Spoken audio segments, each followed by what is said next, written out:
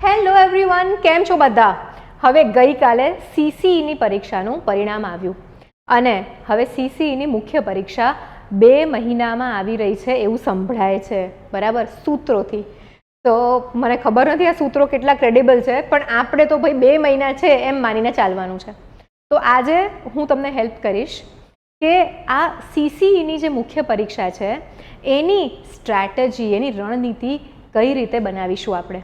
Okay, title લખ્યું છે. હવે તમે લોકો બધા કહેશો કે મેમ તમને ના આવડે સીસીઈની રણનીતિ બનાવતા. હવે હું તમને એક વાત કહું, બધાને ખબર જ હશે પણ તો પણ એક વખત ઇન્ટ્રોડ્યુસ કરી દઉં જે લોકો એને ના ખબર હોય. મારું નામ છે શ્રુતિ પંચાલ. મેં 2017, 18, 19 અને 20 4 વખત જીપીએસસી ક્લાસ 1-2નું ફોર્મ ભર્યું હતું. 4 વખત મેન્સ ક્લિયર કરીને ઇન્ટરવ્યૂ સુધી હું પહોંચી છું. હવે 2017ની જે અમારી મુખ્ય પરીક્ષા હતી એની અંદર તમારું સીસીઈ ગ્રુપ એ જે છે એમાં જેમ 3 માર્ક્સના પ્રશ્નો છે, અમારે પણ આવા 3 માર્ક્સના પ્રશ્નો હતા અને આ વાળી મેન્સ પણ મેં પાસ કરી છે અને હું ઇન્ટરવ્યૂ આપવા ગઈ હતી. ઓકે, તમે લોકો લિસ્ટમાં જોઈ શકો છો મારું મેન્સનું ટોટલ 2017નું જે એક્ઝામ હતી એના રિઝલ્ટમાં whatever I am saying બધું જ એકદમ ઓથેન્ટિક છે. So don't worry about that. Okay, so now since I think I am not very sure, પણ અત્યારે જેટલા પણ લોકો ભણાવી રહ્યા છે, જેટલા પણ લોકો તમને ગાઈડન્સ આપવાનો પ્રયત્ન કરી રહ્યા છે એ બધાની અંદર આઈ થિંક હું એકલી જ છું જેણે આ 3 માર્ક્સવાળી મેન્સ લખી છે અને પાસ પણ કરી છે. ઓકે, તો લેટ અસ સી. સૌથી પહેલાં તો હું તમને પેપર બતાવું કઈ ટાઈપના પ્રશ્નો આપણે એક્સપેક્ટ કરી શકીએ, કેટલા પ્રશ્નો આવે. અરે just a second guys. Okay, તો આપણે અહીંયા આવી ગયા છીએ. આ હતું અમારું પ્રશ્નપત્ર. GS1 છે. હવે આમાં સબ્જેક્ટની વહેંચણી જે છે એ થોડીક અલગ છે. તમારે એક જ પેપર આવશે 150 માર્ક્સનું, એટલે કે 3 માર્કના તમારે 50 પ્રશ્ન આવશે. હવે જો વિષયની વાત કરીએ તમારા, તો વિષય બધા જ સેમ છે ક્લાસ 1-2 જેવા, પણ એ આખો સબ્જેક્ટ ભણવાનો જે નજરિયો છે એ તદ્દન અલગ રહેશે. ઓકે, શું અલગ રહેશે, કઈ રીતના પ્રશ્ન આપણે એક્સપેક્ટ કરી શકીએ, એના માટે અહીંયા હું આ પેપર લઈને આવી છું. તો ચલો જોઈએ આપણે. હવે તમે અહીંયા આગળ ક્લિયરલી વાંચી શકો છો કે પ્રશ્ન ક્રમાંક 1 થી 10 બધા જ 10 પ્રશ્નોના જવાબ આપવા જરૂરી છે. જવાબ આશરે 30 થી 40 શબ્દમાં લખવો અને પ્રશ્નના ગુણ જે છે એ 3 છે. Done everyone? હવે પ્રશ્ન જોઈએ. મને મારી જૂની એક્ઝામના દિવસો યાદ આવી ગયા છોકરાઓ આ જોઈને. ઓકે, તો અહીંયા આગળ જો હું જોવા જાઉં તો પહેલો પ્રશ્ન, ગુજરાતી લોકચિત્રમાં ઓડિયા કોને કહેવામાં આવે છે? હવે જ્યારે આ એક્ઝામ પતીને પછી કોઈને નહોતો આવડ્યો પ્રશ્ન, હા, અને બધાએ પછી ગૂગલ કર્યું હતું ઓડિયા. કોઈને ખબર જ ના પડે. ગૂગલ પણ આન્સર આપવામાં અસમર્થ હતું. પણ આ ક્વેશ્ચન મને આવડ્યો હતો. ગુજરાત વિશ્વકોશ ટ્રસ્ટની એક બુક છે જેનું નામ છે ગુજરાત. એની અંદર 2 લીટીમાં ઓડિયા સમજાવવામાં આવ્યું હતું. ઓકે, શું છે આ? ચોખા ભાત જે છે ઓસાવે ને આપણા ઘરે મમ્મી, એની અંદર વ્હાઈટ કપડું એકદમ જ તાર કરવામાં આવે અને પછી એની ઉપર ચિત્રકલા કરવામાં આવે, એને ઓડિયા કલા કહેવાય છે. રાઈટ? અત્યારે તો હું એકદમ બ્રીફમાં તમને લોકોને કહું છું. પ્રશ્ન જોઈ લઈએ એક વખત આપણે બધા જ, પછી આપણે રણનીતિ બનાવવાનું કામ કરીએ. આજે કોઈ પણ 5 ગુજરાતી નારીવાદી ટૂંકી વાર્તાઓના નામ અને તેમની વાર્તાના શીર્ષકો જણાવો. અઘરું લાગે પણ બહુ જ ઇઝી છે. એક વખત અત્યારે હું એક કોર્સ ડિઝાઇન કરી રહી છું તમારા બધાના માટે. સીસી ગ્રુપ એ હોય કે સીસી ગ્રુપ બી તમે ક્લિયર કરી હોય, ક્યાં તો બંને માટે તમે એલિજિબલ છો. તો બહુ જ સરસ કોર્સ ડિઝાઇન કરી રહી છું. આખા સિલેબસને આપણે એવી રીતે આખો બ્રેકડાઉન કરીશું, એના ભાગલા કરી દઈશું કે કોઈ પણ પ્રશ્ન આવે હું તમને એવા ફિક્સ માળખા બનાવીને આપી દઈશ ને કે તમને આવડતું હોય કે ના આવડતું હોય તમને 3માંથી 1 માર્ક તો આવી જ જશે. અમે અત્યારે એની ઉપર સખત વર્ક કરી રહ્યા છીએ. ચલો જોઈએ મારું જૂનું પેપર જે મેં ક્લિયર કર્યું હતું ભક્તિ ચળવળની અગત્યતાની ચર્ચા કરો. ઓકે, સેમ જ વસ્તુ છે. વિજયનગર સામ્રાજ્યમાં નયનકારા પદ્ધતિ ઉપર સંક્ષિપ્ત નોંધ લખો. ચોથ અને સરદેશમુખી વચ્ચેનો તફાવત જણાવો. સૂકી ખેતીની મુખ્ય લાક્ષણિકતાઓ કઈ છે? અલાઉદ્દીન ખિલજી દ્વારા કરવામાં આવેલ બજાર સુધારાઓ પાછળના મુખ્ય હેતુઓ કયા હતા? ભારતમાં ક્યારે અને ક્યાં મેંગો શાવર્સ થાય છે? આ કર્ણાટકાની અંદર જે શિયાળામાં વરસાદ પડે ને એની વાત કરવામાં આવે છે. હવે તમે જોશો તો આ જ રીતના પ્રશ્નો તમને પૂછવામાં આવશે. આ પેપર 1 છે એટલે આની અંદર તમને ઇતિહાસ, ભૂગોળ અને સાંસ્કૃતિક વારસો જોવા મળશે. તો સાંસ્કૃતિક વારસાના આ 3 માર્કના પ્રશ્નો કયા પ્રકારના આવી શકે, એની તૈયારી કઈ રીતે કરવી, એના માટે હું તમને પૂરેપૂરી રીતે ગાઈડન્સ આપીશ. ઓકે, મેં એક્ઝામ લખી છે, મેં પાસ કરી છે, સો મને આઈડિયા છે. રાઈટ, ઘણા બધા છોકરાઓ ભણાવતા હોય છે આજકાલ. બહુ બધી નાની નાની ટેલિગ્રામ પર ઇન્સ્ટિટ્યૂટ બની ગઈ છે. બહુ જ સરસ વાત છે. રાઈટ, બહુ જ સરસ વાત છે કે છોકરાઓ પોતાને જેટલું જ્ઞાન છે એમની પાસે એ તમારી સાથે વહેંચવાનો ટ્રાય કરે છે. બટ આઈ ગેરંટી એ બધા જ છોકરાઓમાંથી કોઈએ પણ આવી 3 માર્ક્સવાળી એક્ઝામ લખીને પાસ નહીં કરી હોય, જે એક્સપિરિયન્સ મારી પાસે છે.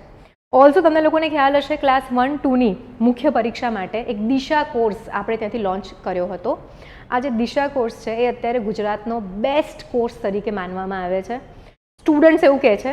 ઓકે, અને મારી પાસે આજે ફીડબેક આવ્યું છે, કારણ કે એ કોર્સ મેં ડિઝાઇન જ એવી રીતે કર્યો છે કે તમે એક્ઝામમાં જઈને, પરીક્ષામાં જઈને પૂરેપૂરી રીતે લખવા માટે તમે તૈયાર છો. ઓકે, આપણે અહીંયા શું જોઈએ છે ભાઈ? લખવાની તૈયારી જોઈએ છે આપણને. અને હજી ગુજરાતી અને ઇંગ્લિશના જે પેપર છે, તમને કોઈ પણ ક્લાસીસમાં જોડણી કેવી રાખવી એ સમજાવી દેશે. પણ કોઈ પણ જે એક આપણે વસ્તુ લખીએ છીએ, દાખલા તરીકે અહેવાલ લખીએ છીએ, તો અહેવાલનું ફોર્મેટ સમજાવી દેશે કે ઉપર શીર્ષક આપો, તારીખ લખો, સ્થળનું નામ લખો. રાઈટ, પણ એનું એક સ્ટ્રક્ચર હોય કે આપણે પહેલેથી મગજમાં પૂર્વ નિર્ધારિત કરીને જવાનું છે. પહેલા ફકરામાં આપણે શું લખીશું, બીજા ફકરામાં શું લખીશું, ત્રીજા ફકરામાં શું લખીશું, છેલ્લા ફકરામાં શું લખીશું. તમે જ્યારે આ બધી જ વસ્તુઓ પૂર્વ નિર્ધારિત કરીને જાઓ તો જ તમને પરીક્ષામાં સફળતા મળશે. કારણ કે તમે જોવા જાઓ તો ગ્રુપ એમાં 13,000 લોકો પાસ થયા છે અને ગ્રુપ બીમાં તો 25,000 લોકો પાસ થયા છે. તો તમે એવું તો શું કરશો કે તમે બીજા લોકોથી અલગ તરીને આવો, બહેતર તરીને આવો. બરાબર? તો 2 પ્રશ્ન બાકી છે ભાઈ. રાણી વિક્ટોરિયાની 1858ની ઘોષણાની મુખ્ય લાક્ષણિકતાઓ કઈ હતી? પ્રાચીન શૈક્ષણિક સંસ્થાઓ તક્ષશિલા, નાલંદા અને વલ્લભીના આજના સમયના ભૌગોલિક સ્થળો જણાવો. તો હવે આપણને એટલી ખબર પડી ગઈ છે કે ક્લાસ 1-2ની અંદર આપણે જેટલું એનાલિટિકલ ચર્ચા કરીએ છીએ એટલી આમાં જરૂર નહીં પડે. પણ યસ, જે પણ વસ્તુ ભણીએ છીએ ડિટેલમાં ખૂણા ખાંચરામાંથી ટોપિક્સ લઈને ભણવાની છે. તો હું તમને ક્લાસ 1-2ની મેન્સ અને આ મેન્સનો જો તફાવત સમજાવું તો સિલેબસ સેમ છે. ક્લાસ 1-2માં ડેપ્થ વધારે જોઈશે અને આ વાળી એક્ઝામમાં આપણને બ્રેથ વધારે જોઈશે. બરાબર? બધા જ ટોપિક કવર થવા જોઈએ, ઝીણા ઝીણા ખૂણે ખાંચરાથી. હવે આજ જો હું 10 પ્રશ્નની વાત કરું ને, અમુક પ્રશ્નો એનસીઆરટીમાંથી છે, રામશરણ શર્માવાળી 11thની ઓલ્ડ એનસીઆરટી છે. અમુક પ્રશ્નો જે છે એ તામિલનાડુની એનસીઆરટીમાંથી પૂછાયા છે. અમુક પ્રશ્નો જે છે એ રોમિલા થાપર મેમની બુકમાંથી પણ પૂછાયા છે. વારસામાં પણ મેં તમને કહ્યું એ પ્રમાણે પહેલો પ્રશ્ન જે સૌથી અઘરો લાગ્યો હતો બધાને એ ગુજરાત વિશ્વકોશ ટ્રસ્ટની ગુજરાત નામક ચોપડીમાંથી પૂછાયો છે. બહુ ઓછા લોકોને ખબર છે આ ચોપડી વિશે. ઓકે, બટ હું પહેલેથી આ જ સોર્सेस વાંચતી હતી. પછી છે ને 5 માર્કના ક્વેશ્ચન આવતા અમને. ઓકે, સો આ હું જવા દઉં છું, આપણા માટે કામનું નથી. 28 પ્રશ્નો લખતા અમે લોકો, તમારે 50 લખવાના આવશે. હવે 50 પ્રશ્ન આવશે એટલે દરેક વિષયમાંથી 4 થી 7 પ્રશ્ન આપણે અપેક્ષા રાખી શકીએ. ઓકે, બહુ જ ઇમ્પોર્ટન્ટ છે કે આપણે પ્રોપરલી ધ્યાન રાખવું પડશે કે ભાઈ કયા વિષયને કેટલો ભાર આપવો છે. ડન? આ આવી ગયું. આ આવી ગયા તમારા 3 માર્ક્સવાળા ક્વેશ્ચન્સ. જે રાજ્યોમાં વિધાન પરિષદ છે તે રાજ્યોના નામ આપો અને શા માટે વિધાન પરિષદ જરૂરી છે તેના ઓછામાં ઓછા 2 કારણો આપો. બરાબર? તમારે કેટલા શબ્દ લખવાના થશે? 30 થી 40 શબ્દ લખવાના થશે. બહુ જ ઇઝી છે. જો તમે સરખું પ્લાનિંગ કર્યું હોય, બરાબર રિવિઝન કર્યું હોય, બધી જ ઇમ્પોર્ટન્ટ ચોપડીઓ કવર કરી હોય, કવર એટલે વાંચીને, એને કવર નથી ચડાવવાનું આપણે, તો પછી આ બધા જ પ્રશ્નો આપણા માટે ઘણા સહેલા થઈ જાય. ભારતના બંધારણનું આમુખ તમામ નાગરિકો માટે શું સુનિશ્ચિત કરવા માંગે છે? ટૂંકમાં સમજાવું. માહિતી અધિકાર અધિનિયમ 2005 અંતર્ગત તેનું કાર્યક્ષેત્ર અને નિષેધાત્મક બાબતો સમજાવો. બરાબર? તો આ વસ્તુઓ છે અહીંયા.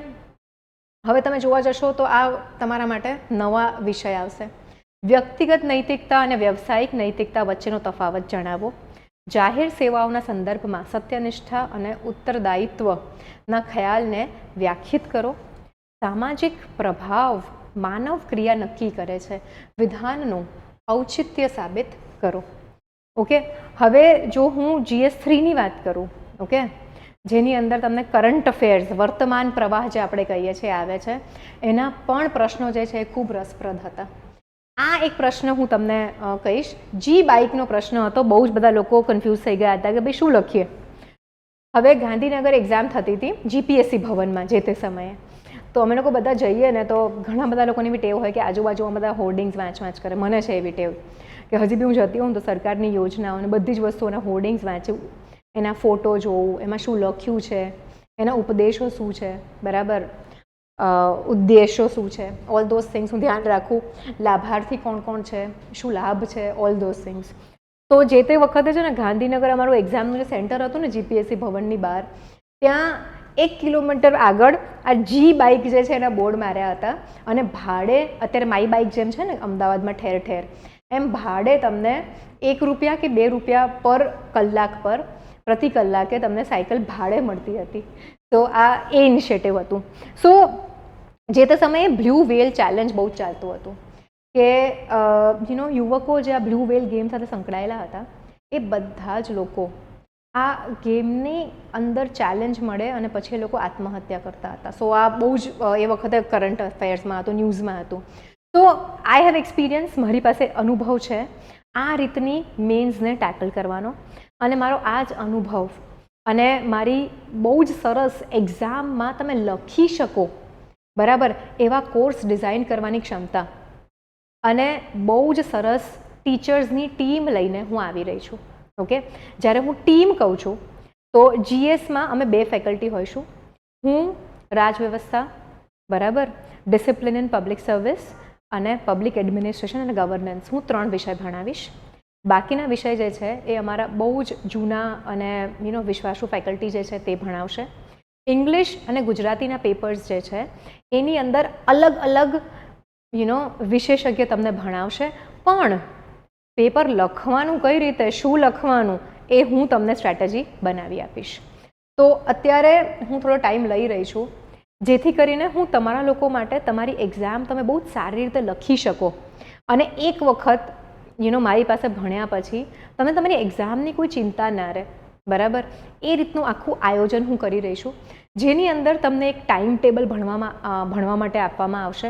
અત્યારે મોટા ભાગના બધા જ છોકરાઓનો એક જ પ્રોબ્લેમ છે કે મેડમ ક્યારે શું કરવું એ ખબર નથી પડતી. સો એક કોર્સ લોન્ચ કરવા જઈ રહ્યા છે અમે લોકો. મને હજી થોડોક ટાઈમ જોઈશે, બરાબર. હવે આજે જ્યારે અમે ફોર્મ ફ્લોટ કર્યું ને કે અમે લોકો કમિંગ સૂન અમે લોકો લઈને આવી રહ્યા છે કોર્સ, એટલી બધી ઇન્ક્વાયરીઝ છે, ફોન વાગવાના બંધ નથી થઈ રહ્યા, ઘણા બધા મેસેજીસના હજી રિપ્લાય કરવાના બાકી છે. અને જે ગૂગલ ફોર્મ મેં આપ્યું છે એ આ વિડીયોના નીચે ડિસ્ક્રિપ્શન બોક્સમાં પણ હશે, એ તમે ક્લિક કરી શકો છો અને તમારી વિગત ભરી શકો છો જો તમને મારી પાસે ભણવામાં રસ હોય તો. ઓકે, જેમ દિશા બેચના છોકરાઓ છે એ લોકોને સખત કોન્ફિડન્સ આવી ગયો છે, એવી જ રીતે તમારી પાસે એટલું બધું મહેનત કરાવીશ કે તમે લોકો પણ એક્ઝામ આપવા સુધીમાં એકદમ એક્ઝામ રેડી થઈ જાઓ. ઓકે, તમને નોટ્સ આપવામાં આવશે, બહુ જ રેગ્યુલર ટેસ્ટ લેવામાં આવશે, રાઈટ. ગ્રુપ A હોય કે ગ્રુપ B હોય, બહુ જ રેગ્યુલર ટેસ્ટ લેવામાં આવશે કે બંને એક્ઝામ તમે આપતા હો. અને એક પરફેક્ટ પ્લાનિંગ સાથે હું આવતીકાલે તમારે સમક્ષ આવીશ અને તમારી સમક્ષ કોર્સની બધી જ વિગતો ડિસ્કસ કરીશ. આજના માટે આટલું જ. તો નીચે એક લિંક આપી છે ફોર્મ ભરવા માટેની, તમારું નામ, નંબર, કયા શહેરથી છો, બંને એક્ઝામ માટે ક્વોલિફાય થયા છો કે માત્ર એક જ એક્ઝામ આપવાનો છે, આ બધી વિગતો અંદર ભરવાની રહેશે. તમે ભરી દેજો. અને જે લોકો પણ આ ફોર્મ ભરશે, ઓકે, અને હા, મેઇન થિંગ, માત્ર 100 સીટ રાખીશું આ પ્રોગ્રામમાં, ઓકે, કારણ કે બહુ જ બધા છોકરાઓ હોય છે ને પછી હું ધ્યાન નથી આપી શકતી, વધારે છોકરાઓ થઈ જાય તો. ફક્ત 100 સીટ રાખીશું આપણે. અને જે લોકોએ પણ આ ફોર્મ ભર્યું છે એ લોકોને અર્લી બર્ડ ડિસ્કાઉન્ટ કે પહેલાં જે 50 એડમિશન થાય એ લોકોને ફીઝમાં કંઈક કન્સેશન મળશે. તો ફોર્મ ભરવાનું ભૂલતા નહીં. Thank you very much. મળીએ આપણે ફટાફટ આવતીકાલે.